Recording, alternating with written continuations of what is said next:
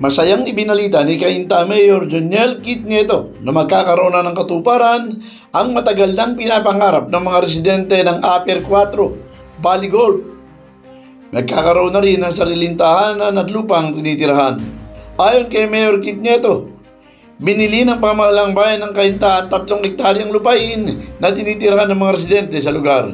Sa kasalukuyan naman ay hinuhulugan na ng mga residente ang sukat ng lupa at ito yuhulugan sa loob ng 25 taon. Idinagdag pa ng alkalde na hindi na magpaparasyon ng tubig ang mga residente sa lugar dahil ang matagal na nilang nilalakad na patubig. Sa MWC ay ilang linggo nang naaprubahan at nagsasagawa na ng instalasyon.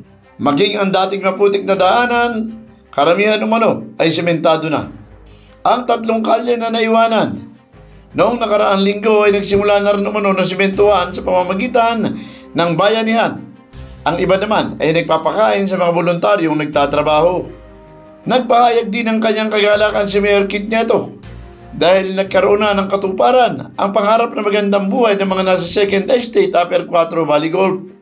At sa darating na Pasko, may ilaw, may tubig at may kalye na. Felix Tambongco, The Observer News, DWRV 103.9 News FM. Ikaw ang una.